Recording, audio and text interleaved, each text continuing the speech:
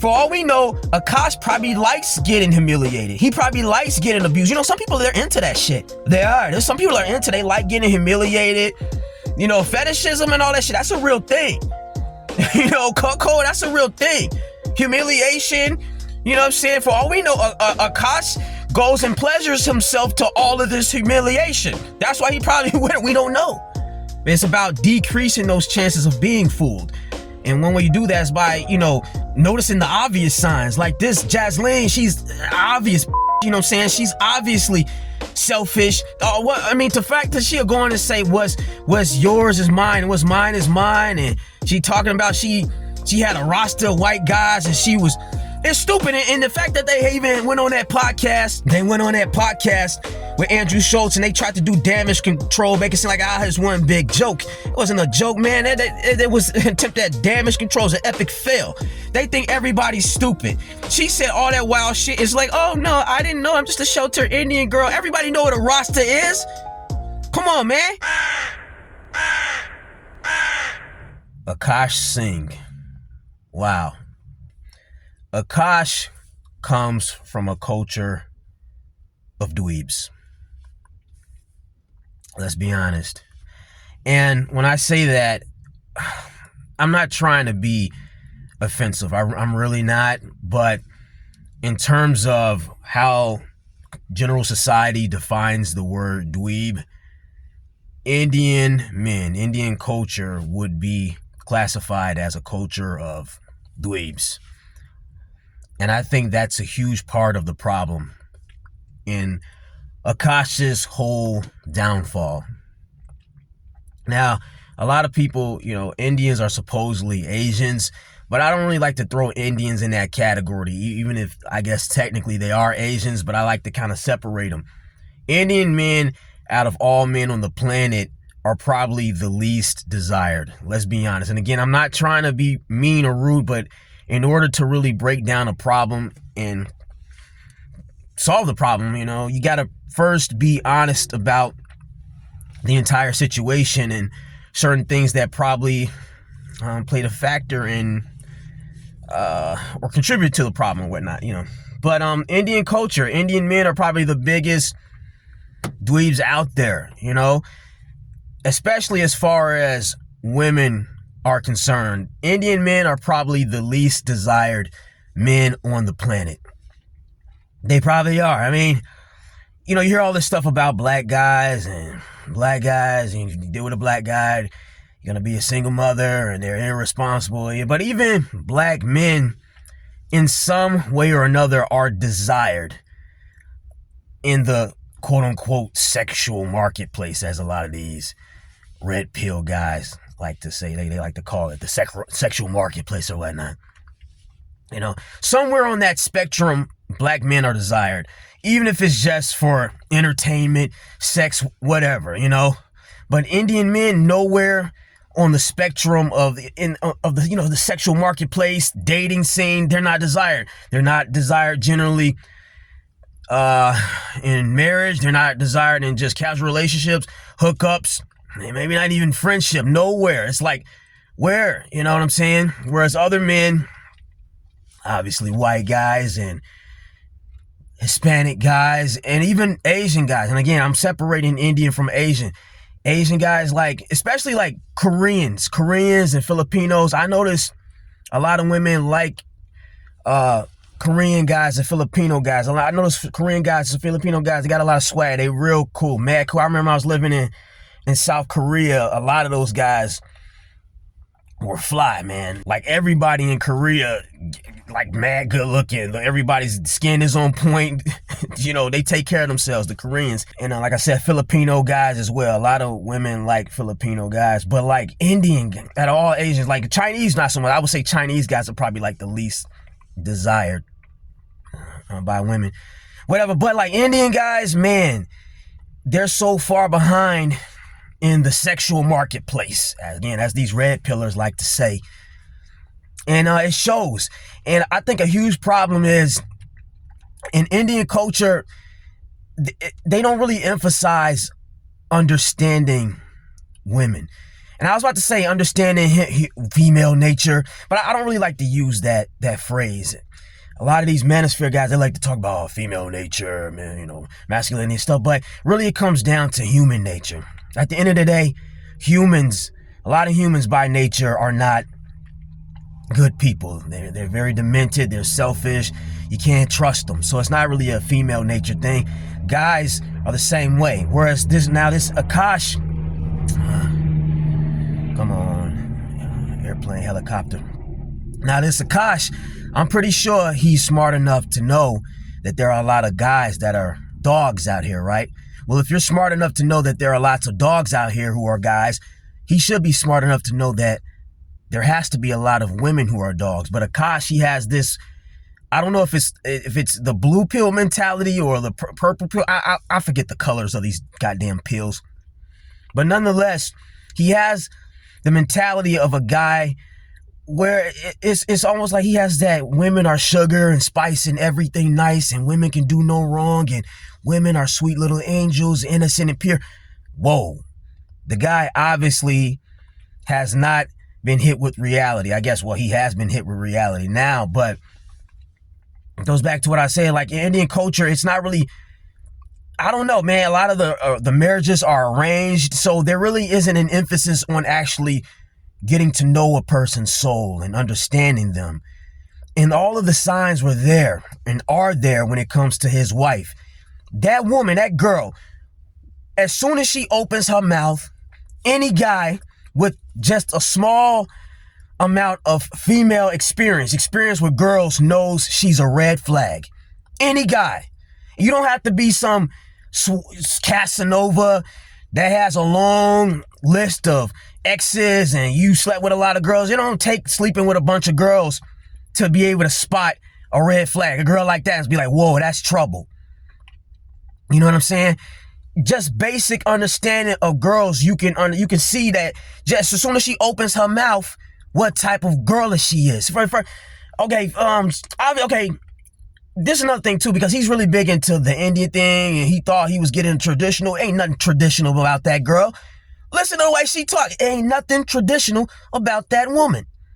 She's a Western Indian woman, a fair-skinned, privileged Indian girl living in the West. Talk like a white girl. Talk like one of them obnoxious-ass white girls, spoiled brat white girls. That's how she talks.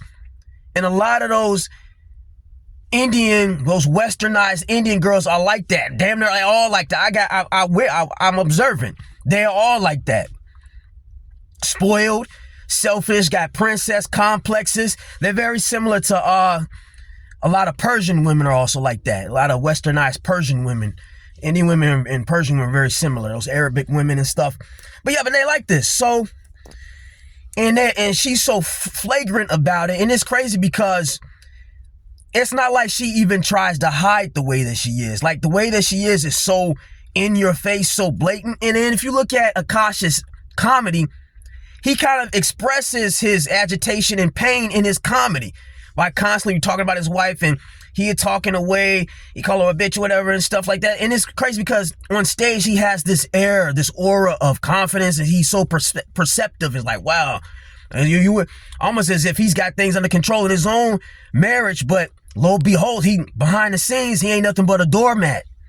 Ain't nothing but a doormat. His wife is blatant about how she is. And I think a lot of that has to do with the fact that she is so young as well. A lot of really young girls or women, when they're in their early 20s and stuff, maybe mid 20s or just maybe 20s in general and stuff, they tend to be very blatant about, especially if they're aware of how they look and stuff. They can pretty much talk any way they want to talk, do whatever they want to do whatever they want to do, and they know guys are just going to put up with it. They got guys wrapped around their finger because at that age, most guys, especially guys around their age who are also young, they're just looking at it like, she's hot. She's hot. She's hot. I love her. You know, they ain't thinking about all the red flags and none of that. So she's at that age where she hasn't really been hit the reality with a reality check because she's dealing with guys. She's at that age where she's just used to getting everything. You can tell by the way she talks, she's just used to getting what she wants. Never any resistance. Like I always say, people are walking different life paths out here. Some people, they gotta run on nails, walk through fire, swim with sharks just to get a little bit of progress in this world, while other people is just smooth sailings right up the escalator, always, or the elevator, whatever you want to call it. Some people, they got to go through hell just to get a little bit of, just an inch of progress. And some people, they just get miles and miles of progress while barely doing anything at all. She's one of those people, she's just a privileged, she's a little spoiled brat. That's what it is, and she's at that age where she hasn't really had to deal with guys not putting up with her shit, and she lucked up and she got a guy that's in his 40s and is still putting up with this stuff. This man, I can understand if you're a guy in your 20s, because a lot of guys have been there, and that's why I kind of feel bad for him a little bit, because there's a lot of guys that's trying to dog him, and they did this with Will Smith as well, with the Jada Pinkett Smith situation. They want to clown him and this and that, but a lot of guys pointing the finger and trying to make fun of him, they've been in the same situation. They just had the luxury, whereas it wasn't plastered on Front Street for the world to see. Then laugh at a lot of people. Most normal people, they make their mistakes and blunders off camera. But now with all this social media, any major fuck up is there for everyone to share and rewatch over and over again. And that's what happened to Akaash. And like I said, the way she is very blatant and obvious. And it's almost like this. If he can't see the obvious signs with a girl that's just making it, again, it's just so blatant, how's he going to see it when a woman is being sneaky about it? Because a lot of times when women, they hit like their 30s, that's when they kind of try to tone it down a bit and not necessarily change the way that they are, because most people don't really care to change how they are. They just try to find people that'll just tolerate the way that they are. So they do a little bit of modifying, right? They'll pretend and put up this front long enough and they'll be sneaky about it. Well, she's so young. A lot of times girls that are that young, they don't care to be sneaky about it because they're used to dealing with guys that's just going to put up with how blatantly atrocious they are. But usually when they get older and they want to settle down, and the option, a lot of guys, they're dealing with guys that are a little bit more perceptive and picky about it. I'm not putting up with that, so they learn to tone it down. And she's not at that age yet, and who knows, she may never get to that point, even if when she hits her 30s and certain 40s and stuff, because she found a guy that's just gonna put up, and that's gonna put up with it. So if she stays with him, she may never get to that point where she's like, oh man, I think I better tone this down, at least fake it and pretend like I'm a good girl, a sweet and wholesome wife. It's crazy. She's doing this in the public eye. And I know, like I said, older, a lot of times when women get older, they tend to try to be a little bit more sneaky about it and calculate it. I remember when I was younger, I was interning at this senior citizens facility. I was in college. I was interning, and I had to do it to finish my degree, get my degree. And I was young. I was like 23 or something, clean shaven, baby face. I wasn't no Casanova, wasn't no showstopper or nothing. But I was decent enough looking to where I didn't have a problem attracting girls' attention or whatever. But anyway, so when I interned this, and you got a young 23-year-old intern. And anybody that's ever been in hospitals, worked in rehabilitation centers, all those nurses, those CNAs, as people say, they hoes, what I'm saying? They're freaks, whatever you want to call it. And that's what it is. They out there, man, and they on the prowl. And when I was there, it was like that. I was working, and a lot of them, they was like in their early 30s, and I was in my early 20s. But, just some of the crazy shit like these women would do when I would come back. I got so many stories, but just blatant, like obvious little nonverbal passes, girl bending over, poking her ass out, and I'll tell another stories another time for that. But again, these were women in their 30s. They had kids. Some of them was married, had boyfriends and stuff, but they're at work being all flirtatious and doing the craziest shit or random guys that they're working with, But if you would check out their Facebook pages, they're making all those cliche posts. We've been together for 10 years, and she talking about how she loves her husband or boyfriend. She's so happy she found him in this and that. But then offline and stuff, she's at work acting reckless and stuff, you know? So this is what I'm now to bring this back to the point I was making earlier. You know, they were in their 30s, a lot of them. So they kind of, and they had kids and stuff. And a lot of times when women have kids, they typically do try to tone it down a bit as far as how ridiculous they act. Because if they really want some guys already, if they find out you got kids, that's like a huge strike one with a lot of guys. That's not to say women that have kids should not find love and be dating and stuff, but like a lot of guys, they feel that that's a strike against them. So women that have kids and they're in their 30s and stuff, they are conscious of that. So they're not going to be online. This is before Instagram and stuff like that was really a thing, but Facebook was still around. But those girls, they were not on Facebook just acting reckless and stuff. They were trying to present like this so-called wholesome image.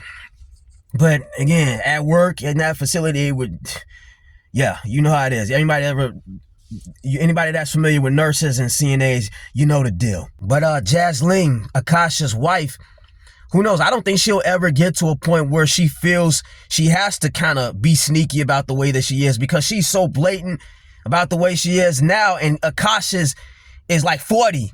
Man, you're 40 years old. Listen, like I said earlier, I can understand if he was a younger guy, because a lot of young guys have been there. You know, you're young, you just look at her, she's good looking and whatever. But once you hit like your 30s, you should be seasoned. You should be able to see those signs. You should be able to, all right, that's trouble. You know, you should have gotten whatever you want to get out of your system as far as just having that experience with that hot girl, get that out of your system. And really, you don't need to be with a bunch of hot girls like that to really know that they all pretty much all the same, almost all of them. You know, you get with one of them, you pretty much got with all of them. As far as what the kind of shit you got to deal with when dealing with them and stuff. So you know, so if you're a person that don't want to put up with that stuff, you don't need to date a bunch of them to know that, oh, fuck this, I don't want to deal with them.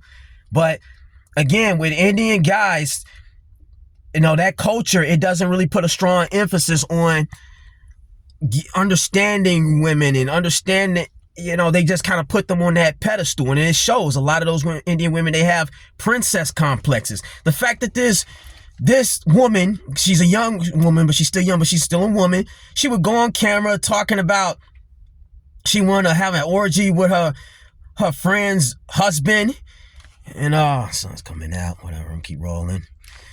What else did she say? She said so much shit. Like even people that even the hardcore feminists are like, damn, this lady is crazy. And it's crazy because even guys that hate those red pillers are on the red pill side. They like Myron Gaines and stuff. I hate that motherfucker. I hate all those red pill guys. But the thing about it is, there's some truth to red pill. I don't just disregard red pill, because I always like to say this. A lot of those red pill guys, they're extreme with it, right?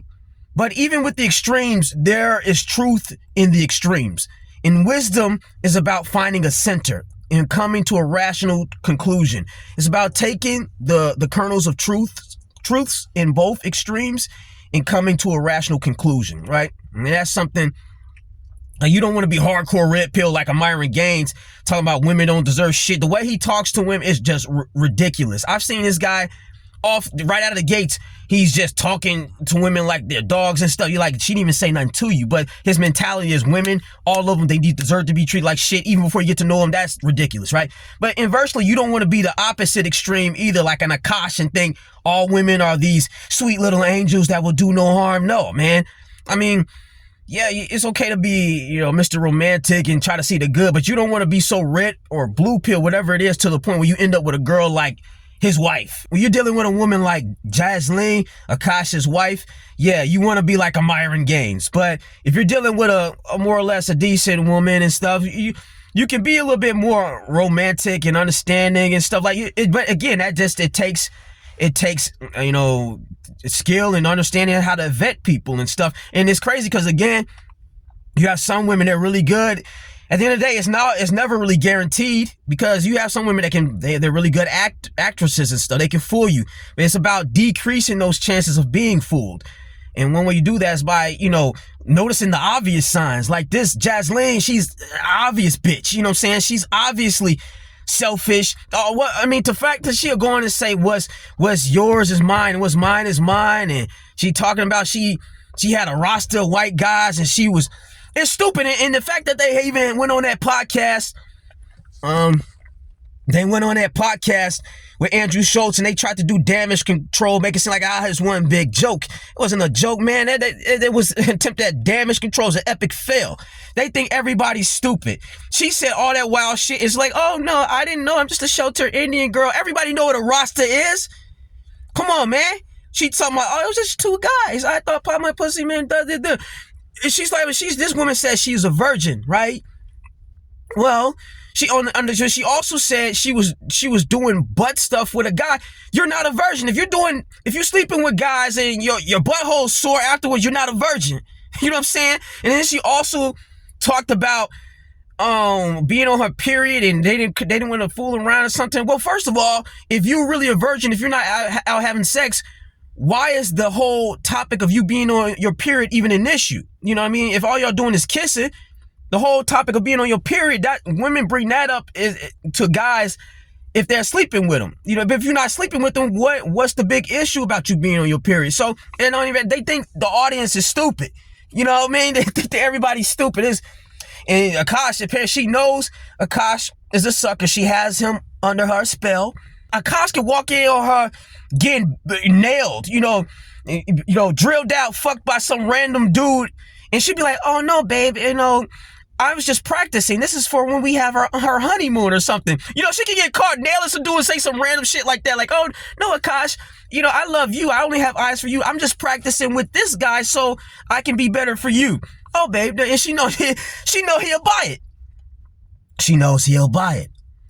She doesn't love him, man. Even when whenever she talks about him, I remember when the wedding and all that stuff, it's always about how he made her feel. She was talking about, I felt so much love from him. It's never about the love she has for him. It's always about what he can do for her. That's all it was about. And like, at the end of the day, it was another clip. I saw during that podcast, Akaash, he said, I know how innocent she is. Mic drop. Let's all just go home now. You can't save him. It's a lost cause. If you're dealing with a guy or a person that would rather convince themselves that the person that is abusing them and lying to them just really isn't like that's not the real them, you're a lost cause. You're a lost cause. You know what I'm saying? What do you say to a person like that? How do you help a person like that? You can't. For all we know, Akaash probably likes getting humiliated. He probably likes getting abused. Some people, they're into that shit. They are. There's some people that are into, they like getting humiliated. Fetishism and all that shit, that's a real thing. Cuckold, that's a real thing. Humiliation, you know what I'm saying? For all we know, Akaash goes and pleasures himself to all of this humiliation. That's why he probably went. We don't know. We don't know. You know what I'm saying? But, yeah, and like it's one lawyer, he was even trying to make excuses for them and stuff and say, well, people have problems. He's almost trying to say like, well, none of this is really grounds for divorce. Man, if all of this shit isn't grounds for divorce, what is? If the stuff that this woman is doing and saying isn't grounds for divorce, what is grounds for divorce? What is? But again, he's a divorce attorney, lawyer, so he's thinking about the money. He said they got to keep all these people invested in the construct of marriage, because it's all about money. Anybody with a brain, they wouldn't really be itching and jumping to get married like that. Anybody with a brain, especially guys. But this girl, she was anti-prenup, and you could tell she's just used to having her way with guys and stuff like that. I saw a video about she was doing some psychoanalysis, and like a lot of these Indians, how they use certain hood vernacular. I guess it's inspired by hip hop culture and stuff, and that's a lot of people. It's not just these Indians, but she said how it really is kind of cringe, so to speak, where you got these privileged, well-off Indians trying to talk hood, I guess, like they from the trenches and stuff, and it is. And I guess and Akaash has this habit as well. And she said maybe that's just his way of compensating for feeling like he's less than. But talking like you a pimp and you come from the hood and this and that doesn't mean anything. It's about that action. and there's no action, because you got to remember the people that are actually from the trenches of, from that life, the grimy life and stuff, there about the action. You can talk like, oh, you a pimp all you want, but remember, pimps slap hoes. Remember that. They don't just call hoes bitches and stuff, or women bitches. They put in that word, they smack the shit out of them. That's what you heard the phrase pimp slap. Now, that being said, YouTube, I'm not advocating anybody getting slapped and stuff. You gotta say that, right? But that is what it is, So, he's just putting up the facade. He thinks by trying to talk like he's this and that, but really he's not about it. He's out there getting punked out.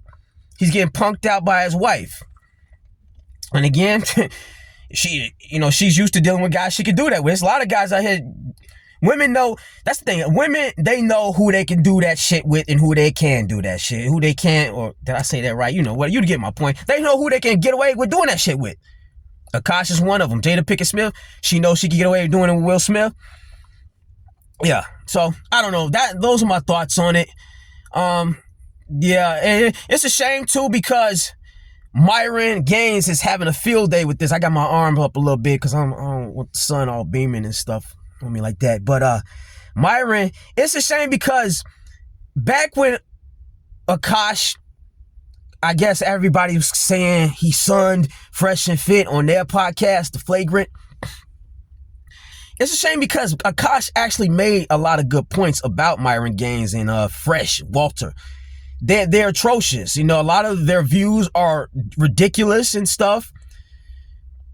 But, certain aspects of what they say is truthful. And it sucks because, ironically, Akaash ended up with the one type of woman that these guys preach against and speak against. And the one type of woman these guys are right about. Everything Myron says when it comes to women like Jasleen, he's right. And I don't even like Myron. And this whole situation is so bad to where you got guys that don't even like Fresh and Fit talking about, damn, man, they was kind of right. For once, Myron actually got the W. He got a W on this one, and that's not and how Myron talks about black women and saying women deserve less. It's not good. There are decent women out here, but yeah, it looks like Myron now, and it's a shame too, because Myron is wrong about so many things. He really is. But now that Akaash took this major L, everything Myron was wrong about, it doesn't even matter. It gets swept under the rug, because the fact that Akaash is looking like a fool now, it looks like Myron was right about everything. And he's not right. He's wrong about most stuff.